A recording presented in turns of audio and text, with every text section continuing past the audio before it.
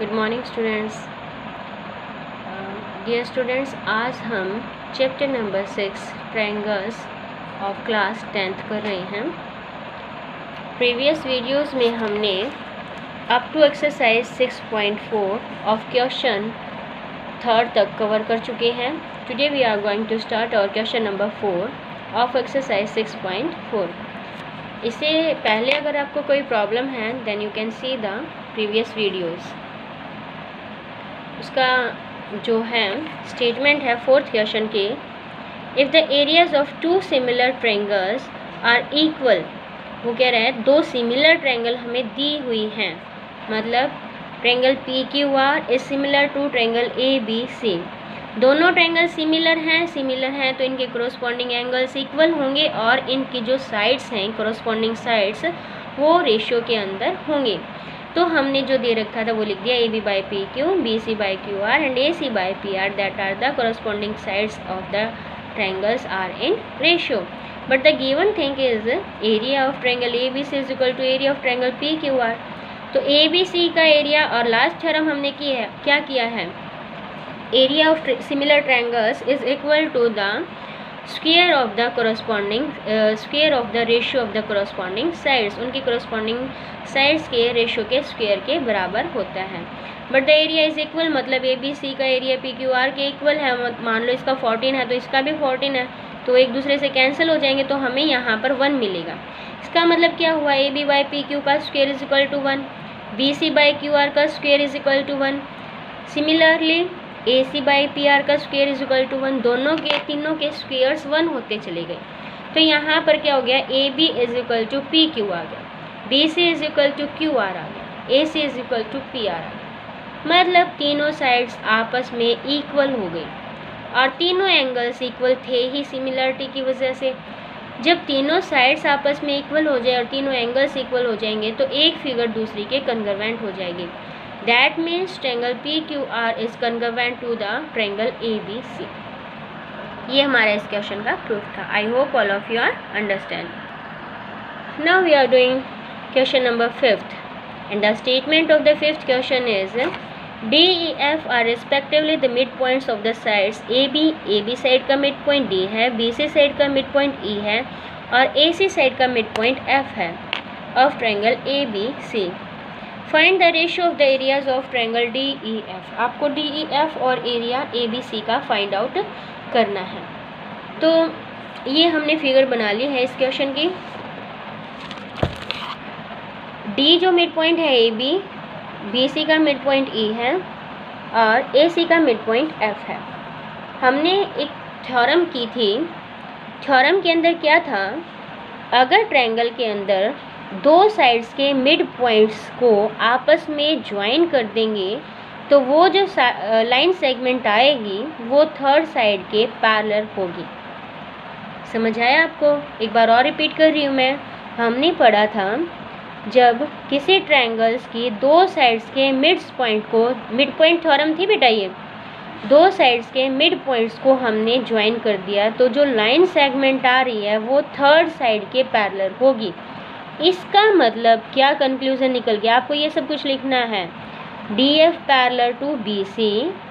और जब आपने ये दोनों साइड ले ली तो ये मिड पॉइंट्स हो गए, यहाँ से आ गया A B parallel to E F और फिर यहाँ से हमें मिला है, अगर ये साइड ली तो आपने A C parallel to D E. मतलब ये साइड इसके पैरेलल हो गई, ये साइड इसके पैरेलल हो गई और ये साइड इसके पैरेलल हो गई, पैरेलल आ गई। इसका मतलब क्या हुआ, ये साइड इसके पैरेलल है, ठीक है, और ये साइड इसके भी पैरेलल है। पूरी के पैरेलल है तो आधी के तो पैरेलल होगी। अगर डी एफ बी सी के पैरेलल है तो डी एफ बी ई के भी पैरेलल होगा और बी डी ई एफ के पैरेलल होगा, क्योंकि ए बी के पैरेलल तो था ही, तो बी डी पैरेलल होगा ई एफ। हैंस यहाँ से हमने क्या निकाला conclusion, D F E B is a parallelogram. क्या आ गया ये, पैरेललोग्राम। अगर ये पैरेललोग्राम आ गया तो इस पैरेललोग्राम के अंदर जो ये एंगल है वो इसके इक्वल हो जाएगा, ठीक है। ये एंगल पैरेललोग्राम्स के अपोजिट एंगल्स क्या होते हैं, इक्वल होते हैं, और ये पूरा एंगल इसके इक्वल हो गया। ठीक है, आप बात ध्यान से सुनना है। इसको सपोज करेंगे हम फर्स्ट ट्रायंगल, इसको सपोज करेंगे हम सेकेंड ट्रायंगल। हम क्वेश्चन से कुछ और ही कर रहे हैं। क्वेश्चन में जो प्रूव करना है वो तो एक ही ट्रायंगल प्रूव करना, हम चारों ट्रायंगल्स पे बात कर रहे हैं बेटा। अगर मैं इस ट्रायंगल में और इस ट्रायंगल में बात करूं तो ये एंगल हमारा इसके इक्वल आ गया, और फिर ये जो एंगल है, ये लाइन इसके पैरेलल है, तो ये जो एंगल है सिर्फ इतना, ये इसके इक्वल होगा। इस ट्रायंगल का एक एंगल इसके और एक एंगल इसके, तो दो एंगल हमारे इक्वल हो गए, तो थर्ड अपने आप ही इक्वल आ गया। That means triangle DFE is similar to triangle DBE। किसके इक्वल हो जाएगा? ट्रायंगल DBE के सिमिलर आ जाएगी। अब बात करें हम सेकेंड वाले की, इसकी और इसकी थर्ड की, तो पैरेललोग्राम है, तो बेटा ये भी एक पैरेललोग्राम बना, DFCE इज अ पैरेललोग्राम, और ये एक पैरेललोग्राम बन गया, तो ये एंगल हमारा इसके इक्वल होगा, और ये एंगल जो है वो इसके इक्वल आ जाएगा। आपको अच्छे से दिखाई दे रहा है ना? ये एंगल हमारा इसके इक्वल आ जाएगा, और ये एंगल, पैरेललोग्राम के अपोजिट एंगल्स इक्वल होते हैं, और ये दो पैरेलल लाइंस को एक ट्रांसवर्सल लाइन कट कर रही है, तो ये अल्टरनेट इंटीरियर एंगल्स इक्वल होंगे। दैट मीन्स ये जो ट्रायंगल बन गई हमारी, ये बनी FDE is similar to triangle FCE। ये भी दोनों सिमिलर होगी। हमने इसको सिमिलर कर दिया इसके, और इसको ही सिमिलर कर दिया इसके, तो ये दोनों भी आपस में क्या हो गई? सिमिलर। मतलब जो थर्ड वाला प्रूफ है वो हमारा क्या हो गया? Triangle DBE is similar to triangle DBE similar to triangle FCE। इसके सिमिलर हो गई। फोर्थ पार्ट में क्या करेंगे हम? इस ट्रायंगल को इसके सिमिलर प्रूव कर देंगे, फिर अगर ये इसके सिमिलर है तो बाकी बची हुई दो के भी सिमिलर होगी। ध्यान से देखना, बट ये भी एक पैरेललोग्राम बना। Now AFED is a parallelogram. क्या बन गया? पैरेललोग्राम। और अगर ये एक पैरेललोग्राम बना तो ये एंगल इसके इक्वल हो गया, ठीक है, और ये दो पैरेलल लाइन हो गई, इनको एक ट्रांसवर्सल लाइन कट करिए, तो ये एंगल हमारा इसके इक्वल आ गया, ठीक है। ये दोनों एंगल और ये इक्वल, मतलब triangle DAF is similar to triangle DEF, ठीक है। अब ये इसके सिमिलर है और ये इन दोनों के भी हैं, तो ये चारों आपस में सिमिलर हो गई। अब हम बात करते हैं बड़े वाले ट्रायंगल की। ध्यान से देखना बेटा, ये लाइन इसके पैरेलल होगी, तो जो ये एंगल है हमारा, ये एंगल जो होगा इसके इक्वल हो जाएगा ऊपर वाले के। नीचे वाले का तो दोनों का सम 180 होता है। देखो मैं आपको समझा रही हूँ, ये है हमारे पास, इन दोनों का सम 180 होता है, तो जो ये एंगल हमारे पास होगा, मान लो इन दोनों का सम 180 है, तो हमने सपोज किया ये हमारा हो गया एंगल 70, तो ये हो गया 110, ठीक है। तो ये ऊपर वाला कितना बचा? 70, क्योंकि ये लीनियर पेयर की वजह से 70 होगा, तो ये एंगल हमेशा इसके इक्वल होता है, मतलब ये एंगल जो B है ना वो इसके इक्वल होगा, ये एंगल C एंगल इसके इक्वल होगा, और ये कॉमन है ही। तो यहाँ से क्या आ गया? Triangle ADF is similar to triangle ABC। किसके सिमिलर होगा? ABC के। इसका मतलब इसके अंदर जितनी भी ट्रायंगल्स है ना वो सारी आपस में सिमिलर होंगे, ठीक है। ये बात आपको समझ आई? अब हम यहाँ से एक और रिजल्ट भी जानते हैं जो मिड पॉइंट थ्योरम के अंदर ही था। देखो बच्चों ध्यान से, ये साइड इसके पैरेलल है, तो हमने जो थ्योरम के अंदर किया था, अगर ये साइड इसके पैरेलल है तो ये जो है, अगर मान लो ये x की है तो ये 2x की होगी लेंथ की, ठीक है। तो अब हमने प्रूव क्या कर दिया, वो हमसे प्रूफ मांग रहा DEF और ABC का, तो DEF ये जो साइड है, तो इस ट्रायंगल की ये साइड x है और इस बड़े वाले ट्रायंगल की ये साइड 2x होगी, अकॉर्डिंग टू द थ्योरम की ट्वाइस होती है, ठीक है ना। तो यहाँ से हमारे पास क्या हो गया? दोनों ट्रायंगल्स को हम सिमिलर प्रूव कर चुके हैं। क्या प्रूव किया हमने? Triangle DEF is similar to triangle ABC। So area of DEF by area of ABC is equal to, इनकी कोरस्पॉन्डिंग साइड क्या होंगी? DF बाय में BC का होल स्क्वायर। अब डी एफ एक्स मान रखी है और बी सी क्या होगी 2x, इनका क्या हो गया स्क्वेयर, एक्स स्क्वेयर बाय में 4x स्क्वेयर, तो ये कैंसिल आउट हो गया। मतलब area of D E F by area of A B C is equal to 1:4। ठीक है, और अगर हम इन छोटी ट्रायंगल्स का आपस में निकालेंगे तो तीनों का एरिया क्या होगा इक्वल, और बड़े वाली ए बी सी में ये चारों ट्रायंगल्स है ना, एक ये दूसरी तीसरी और ये फोर्थ ट्रायंगल है, इन चारों ट्रायंगल्स का एरिया हमारे पास इक्वल है, और बड़ी ट्रायंगल में इन चारों ट्रायंगल्स का क्या हो रखा है सम हो रखा है, तो ये 4 टाइम्स हो जाएंगे एक पर्टिकुलर ट्रायंगल के। ठीक है प्यारे बच्चों, आपको समझ में आ गया question. Now we are doing the next part, next question है। नेक्स्ट क्वेश्चन की स्टेटमेंट हम पढ़ रहे हैं। नेक्स्ट क्वेश्चन के अंदर दे रखा है prove that ratio of the areas of two similar triangles is equal to the square of the ratio of their corresponding medians. देखो कॉरस्पॉन्डिंग साइड्स के रेशियो के इक्वल तो हम प्रूव कर ही चुके हैं सिमिलर ट्रायंगल्स के अंदर, अब हमें मीडियंस के स्क्वायर के इक्वल भी प्रूव करना है। आपको लास्ट एक्सरसाइज में ध्यान हो तो हमने A B by P Q is equal to A C by P R is equal to B C by Q N कर चुके थे जब हमारी दो ट्रायंगल सिमिलर होंगे, मतलब A B C triangle P Q R triangle के similar है। दैट मीन्स वी हैव, हमारे पास क्या होगा, इनकी कॉरस्पॉन्डिंग साइड्स क्या होंगी, रेशियो में होंगी, A B by P Q is equal to A C by P R is equal to B C by में क्यू आर। ये हमारे पास है जब हमारी कॉरस्पॉन्डिंग साइड्स क्या हैं, रेशियो में हैं। तो हमने क्या किया, इनको 1/2 हमने 1/2 और 1/2 से इसको मल्टीप्लाई और डिवाइड कर दिया, तो ये हो गया A B by P Q is equal to A C by P R is equal to B M, क्योंकि जो बी सी का जो मिड पॉइंट है, बी सी का मिड पॉइंट एम होगा, तो यहाँ से हम 1/2 of B C B M को लिख सकते हैं।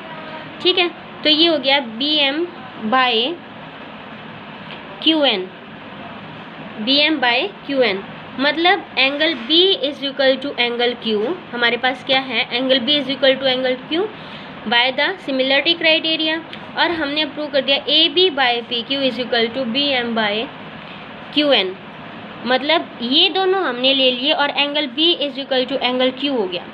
तो एक एंगल और उससे इंक्लूडेड दोनों साइड्स रेशियो में हैं, तो हमने ये थ्योरम पढ़ी थी लास्ट 6.3 थ्योरम थी हमारी, कि अगर एक एंगल इक्वल है और उससे इंक्लूडेड दोनों साइड हमारी रेशियो के अंदर हैं, तो triangle A B M is similar to triangle P Q N. अब दोनों ट्रायंगल सिमिलर प्रूव कर दी, तो यहाँ से क्या हो गया A B by P Q is equal to A M by P N. और अब हमें तो क्या प्रूव करना है, area of their corresponding is equal to the square of, तो area of A B C is by area of P Q R. ये हमने पढ़ा है ए बी बाय में पी क्यू के स्क्वायर के इक्वल, लेकिन ये तो हम किसके इक्वल प्रूव करके आए, A M by P N के, तो ये इसके भी स्क्वायर के इक्वल हो जाएगा, यही हमारा प्रूफ था। Students, now we are doing question number 7 of exercise 6.3.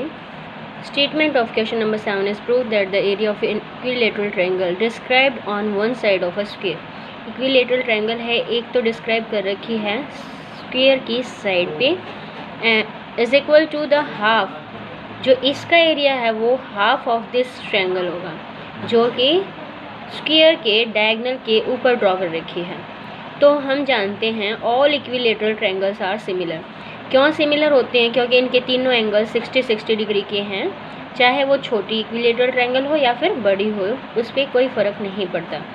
तो ये हमारा स्क्वायर है A B C D, square दे रखा है, तो इसकी सभी साइड से हमने मान लिया, suppose that sides of a square is a मान लिया, तो ये ए है, इसका डायगोनल रूट 2a हो जाएगा। डायगोनल हमने कैसे निकाला, पाइथागोरस थ्योरम यूज़ करके, A B square plus B C square is equal to A C square, तो A square plus A square हो गया बेटा, ये 2a स्क्वायर हो गया और ए सी स्क्वायर हो गया, तो ए सी जो है रूट 2a हो जाएगा।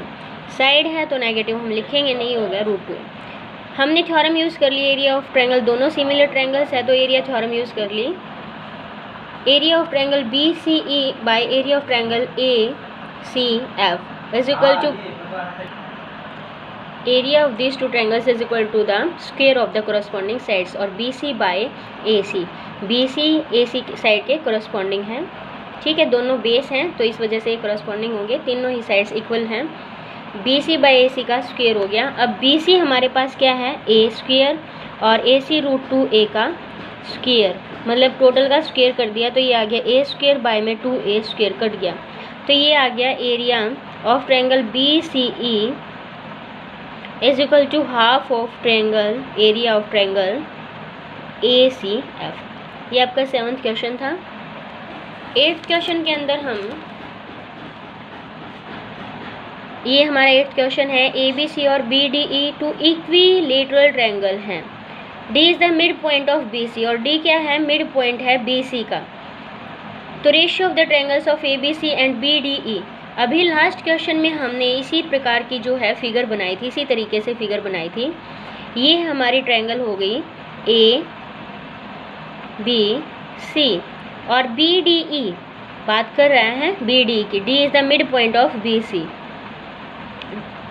Ratio of the triangles of ABC and BDE। BDE हो गया, यहाँ पर हमने E मान लिया बेटा, तो हमने इसको ज्वाइन करवा दिया BDE। ध्यान से देखना, अगर ये D मिड पॉइंट है, यहाँ से ये मिड पॉइंट होगा, और ये दोनों ट्रायंगल्स ही ABC और BDE दोनों ही इक्विलेटरल ट्रायंगल है, तो ये जो साइड है ये इसके क्या होगी, ये जो बड़ी ट्रायंगल है छोटे वाले ट्रायंगल्स के सिमिलर होगी, और सिमिलर है तो इनकी कोरस्पॉन्डिंग साइड्स क्या होंगी, रेशियो में होंगी, ठीक है। मतलब BD by BC, BE by BA और DE बाय में AC। BC by BD is equal to BE by BA is equal to ED by AC। इस तरीके से ये रेशियो में होंगे हमारी साइड्स। ये A भी हमने यहाँ लिखा है, BD, ये BD बाय BC लिखेंगे क्योंकि हमने बड़ी ट्रायंगल की साइड्स नीचे लिखी हैं, तो BD बाय BC होंगी। ये दोनों ट्रायंगल सिमिलर होने की वजह से इनकी कोरस्पॉन्डिंग साइड्स रेशियो में आ गई, ठीक है। तो यहाँ पर क्या होगा, आपके मिड पॉइंट थ्योरम यूज़ करने के बाद ये मिड पॉइंट है, मतलब अगर मान लो ये X है तो ये जो पूरा, तो हमने दोनों ट्रायंगल्स को सिमिलर प्रूव कर दिया है, तो area of triangle BDE bye area of triangle ABC। अब BDE ट्रायंगल लिए तो हमने साइड BD ले ली, और यहाँ नीचे BC का स्क्वायर। अब हम BD बाय में BC को क्या लिख सकते हैं, हम 2BD लिख सकते हैं, और इसका क्या हो गया, स्क्वायर हो गया, तो ये हो गया BD स्क्वायर बाय में 4BD स्क्वायर। ये कैंसिल हो जाएगा तो 1/4। लेकिन जो क्वेश्चन में पूछा है तो वो पहले एरिया हमें ABC का है, तो ABC ऊपर हो जाएगा, मतलब 4:1 आपका क्या हो जाएगा, area of triangle ABC ratio area of triangle BDE, ठीक है। तो ये आपका 3rd ऑप्शन है, आंसर हो जाएगा इसका। 9th क्वेश्चन की आपकी स्टेटमेंट है, side of 2 triangles are in the ratio of 4:9। Sides का रेशियो दे रखा है बेटा, तो आपको एरियाज़ का रेशियो निकालना है। तो साइड्स का जो स्क्वायर होता है वो एरिया के इक्वल होता है, तो 4:9 ये आपका साइड्स का, मतलब आप यूँ लगा लो AB बाय PQ दे रखा है, ठीक है। तो जो एरिया होता है तो वो तो इनके स्क्वायर्स के इक्वल होगा, area of ABC by area of PQR is equal to AB square by में PQ स्क्वायर के इक्वल हुआ, तो 16/81 के इक्वल हो जाएगा, ठीक है। तो ये areas of this triangles are in the ratio of 16:81। Now our exercise is completed. In next videos we will do exercise 6.4, ठीक है। Thank you, have a nice day, और मेरे चैनल को ज़रूर सब्सक्राइब करें, वीडियोस को लाइक और share करें। Thank you.